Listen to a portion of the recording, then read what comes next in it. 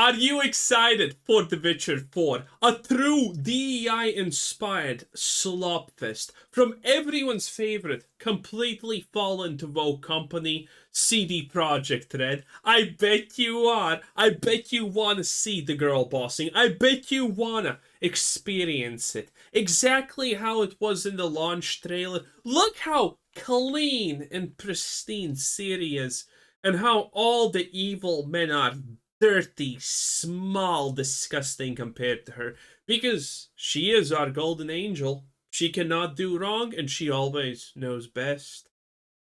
This is gonna be a disaster. The Witcher 4 just got a ton of news, so there's been a lot of discussion surrounding The Witcher 4 ever since it was revealed during the Game Awards, with a lot of discussions on whether or not Ciri should be the main protagonist going forward, as well as some general concerns about CD Projekt Red as a studio after the disastrous launch of Cyberpunk 2077. Some are still not. Now listen, should Ciri be the next protagonist of the game? Probably yes. Should Ciri be a stupid, weak version of a Witcher? No, she's literally a child of destiny that was already previously the most overpowered character. Well, not really. Probably the, vampires are stronger. But you get the point. She's literally almost the strongest thing in the series. And then she decided, well, you know what? Teleportation, that's kind of lame. I'm gonna become a Witcher. So stupid. Not convinced that CD Projekt Red can make a good game, especially after Phantom Liberty released, which is kind of crazy to me. Now, the CEO also addressed some allegations against the company that we're going to talk about in just a bit, but we also got the CEO lied, by the way, when addressing these things, which is probably the most dead giveaway, honestly, for me, that this is gonna be really bad. This is gonna be girl power, feminism all the way. We have had multiple reports, finally legitimate reports, about that The Witcher 4 is gonna be literally, what did they exactly say? I don't remember, but it was great the way that they said it. It is like Ciri's journey is gonna be a journey through dealing with misogyny in whatever time period this is supposed to be, which is crazy. And the CEO of CDPR Red flat out, provably lied when asked, "Oh, did a lot of people leave?" And he was like, "No, everyone's still working." People literally compared the people working to the people in the credits for games. Half of them are fucking gone. So he blatantly just lied. got some news regarding how the game's trailer was created, which is honestly kind of mind-blowing. We have a lot to talk about, guys, so check the video chapters for easy viewing, and let's dive in. So yeah, like I mentioned, there's been a lot of discussions on social media amongst a lot of people on whether or not CD Projekt Red is really fit to take on The Witcher 4 following the release of Cyberpunk 2077. By the way, this trailer, again, the way that this poor, uneducated, 30 man approaches her Following the and then the reveal that you get, how her hood drops and whether or not CD it's Ciri. This was supposed to be such a girl boss moment. It is just pathetic. Following the release of Cyberpunk 2077 and the shaky launch that game had, but also there was a number of developers who left CD Projekt Red and went to start their own studio called Rebel Wolves, and they're making a game called Dawnwalker, which is about to get revealed pretty soon, so that's exciting. But yeah, so following the disastrous launch that was Cyberpunk 2077, it left CDPR fans in a couple of groups. There was one group of people, which I consider myself a part of, that were like really excited for the game to release, that thought that the story and writing was really good, but the gameplay and technical issues were not up to standard for CDPR and were just really unacceptable straight up, but still had hope that the game would eventually improve, but would still remain hesitant and a bit skeptical about future projects that CDPR would do. And then there's another group of people who played Cyberpunk at launch, stopped playing immediately because of the technical issues, and turned away from CDPR forever and will never play another CDPR game again. So right now there's been some genuine concerns among CDPR fans on whether or not this is the same company that developed The Witcher 3 that is currently developing The Witcher 4. No. The answer to that question is a flat out no questions, no. The people are gone, and the CEO is lying about the fact, oh, they're not gone. All the same people are still here. You can literally prove they are gone. 4. They're concerned that CDPR is a shell of their former self, which again is a genuine concern. So this brings us to a statement from Philip Weber, who is the narrative director on The Witcher 4. And this right here is the post that really got the community talking. And the CEO of CDPR actually chimed in as well. So let's just go ahead and read the tweet. So Philip, but you look at how better looking she is previously compared to now. Now again, the city that you see in the trailer is not super ugly.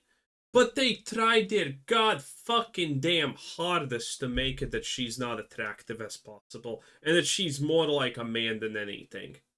Philip said 2 years ago, we released a new quest for The Witcher 3. New designers and writers worked on it, preparing for The Witcher 4. Together with one of our most senior quest designers who is with us since The Witcher 1. All in all, it was the perfect start to getting us back into the vibe. Now, this quest was released with the next gen update patch 4.0, and it's called In the Eternal Fire's Shadow, and it's a side quest for The Witcher 3. I'd also like to say this, if you haven't played this quest yet, I strongly recommend it, but make sure that the lighting is right as well, like make sure it's nighttime whenever you start the quest. So yeah, the fact that this quest was done with new designers and writers working on it, along with one of the most senior quest designers. One quest. Just saying that is already sounds completely disingenuous to me. This is just lying because he knows how it looks. Again, we're talking about the current modern day CDPR Red. They literally won a Vogue Award, and they're probably on their way to claim 5 more. At CDPR is honestly awesome, and it bodes well for the future. But this right here is when the CEO of CDPR, or rather the co-CEO, actually quote tweeted that and said this, and I quote, "The Witcher 3 turns 10 this May. Around 100 of its developers are working with us to this day on our new projects, including The Witcher 4. Some are actually veterans from The Witcher 2 and The Witcher 1, including my esteemed co-CEO Adam Badowski, who has been with the series since its inception back in 2002. So yeah, and who now chose to turn it into a slop pipe. 10 out of 10. I'm so happy he's still here. According to Michael Nowakowski, the CEO, he said around 100 of the developers who worked on The Witcher 3 are still with him on the project today. And if you actually look at the development team breakdown, there's currently 400 people working on Project Polaris. So that means around 300 people are newer developers, or at least 300 people that didn't work on The Witcher 3. They likely worked on Cyberpunk 2077 as well as Phantom Liberty. Now, someone in the thread actually asked the question, is it many old experienced members on the team for The Witcher 4 or many recent newly hired? What's the ratio? Will it affect the darker and grimmer tone of the series with the newly hired writers? To which Michael said, happy to clarify, the main story director is the same person since The Witcher 1. The main vision holder is the same person since Witcher 1, and I've been around since 20 years too. I hope that answers your question. Another person asked the question, 100 of how many? That's a nice thing to say, but the reality is no one but the CEO matters in this case, because the CEO is going to be the one that sets the vision, the everything. Because internet says there was 1,500 people working on The Witcher 3. Doesn't sound like a lot of people still working. Maybe I'm wrong. Correct me then. To which the CEO said, happy to correct. We were north of 200 people on Witcher 3. The person responded, sounds good then. So this is where things got a little bit interesting. Someone on Twitter actually responded to the thread and said this, I love how they keep pushing the word that they still have the staff who worked on the previous Witcher titles. Like we don't know they lost their prime meat from the bone. The user then said they also don't want to openly tell you about those sweet baby Inc. employees working for them now. To which Michael Nowakowski said this, and I quote, we are... I don't know anything about now. Interesting. That's news to me. Have not heard about that. Oh my. That is bad. Not working and never worked with Sweet Baby. Never even heard of them until recently, to be honest. Also, we have not lost the prime meat, as you put it. So yes, that sounds like lies and code. According to the joint CEO, they are not working with Sweet Baby. Let me Google this real quick. Does CDPR work with Sweet Baby Inc. Or has worked, I guess. Is Sweet Baby Inc. really doing something in Cyberpunk Orion? Why does it matter? They're just a consulting firm. Okay, that's Reddit. CDPR Project Red is a gold standard in gaming industry right now. 6 months ago. That's also from fucking Reddit, Jesus. Now, okay, GOG.com. GOG spreading the news. Okay, what do we have here? Let's check. X. Sweet Babying defends defenders say every lever must be pulled, pushing blah blah blah. That we know. Sweet Babying, that's from Grumstrand as well. Okay, we know that. That doesn't matter. I can't really see. This is for me as long as Sweet Babying is working with CDR approach by any of their games. That was from. I can't tell if they are, if they aren't. No, there's no source really that says CDPR Red denies Sweet Baby Inc. Okay, most companies that have worked with Sweet Baby Inc. now are pretending that they fucking didn't. Jesus. So yeah, no clue, no clue. I can't just Google it for you. Sadly, I don't know. Seems sus to me at least. Dude, like, can we just stop talking about this company already? Yes, I totally agree. If a company is forcing an agenda, I don't think that's a good thing. But the amount of buzzwords and just regurgitated slop that I've heard multiple times from the same crowd is getting really old. Like, we get it. You don't want to play the game, so don't play the game. But to throw out these buzzwords. Whoa, whoa, whoa, whoa, whoa.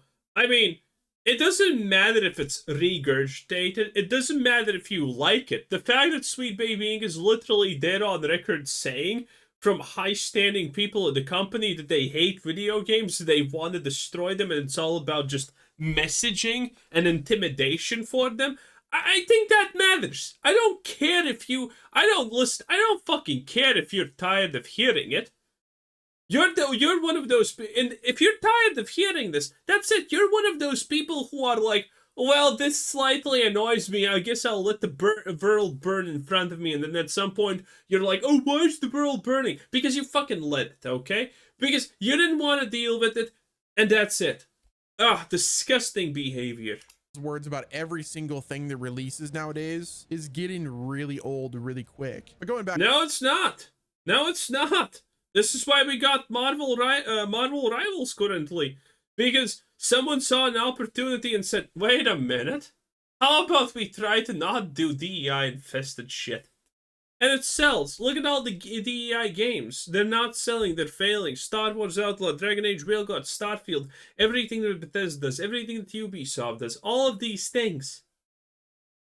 Why would we stop talking about this? So they stop making it. Back to what the CEO said, we have not lost the prime meat, as you put it, which I tend to agree. There's a lot of the current developers who are working on The Witcher 4 who recently shipped one of the best expansions to a video game ever outside of, Blood and Wine, that being the Cyberpunk 2077 Phantom Liberty expansion. Like, a lot of those quote-unquote new employees worked on Phantom Liberty, which was insane. The writing, the... Okay, let's actually check this. When did Phantom Liberty start development? Let's see. Phantom Liberty has been in development since December of 2020. Okay, that is 5 years ago. Okay, that is before. That is before the prime time of wokeness also, by the way. So there was a chance that you actually get people who cared about stuff. The gameplay, the level design, the branching storylines, all top tier work with Phantom Liberty. So am I concerned about The Witcher 4? Maybe a little bit, but it's not even about the developers. It's about the game engine. Like, I'm more concerned about Unreal Engine 5 being used than I am about the developers working on the thing. And furthermore, whatever happened to like waiting for a game to get fully released before complaining about it? Like, what is this trend? The fact that we could easily spot slop shit tier games before they got released, because they have exactly all the same problems visible in the trailers, okay? And this is not a bad thing. Complaining about bad things is good. The moment you don't complain about bad things, you lost. Of a game not even out yet, and there's already people with their pitchforks raised just already complaining about every little thing. Should you buy the game at launch? As everyone should. This is a good thing. Don't let someone silence you. Don't let someone intimidate you.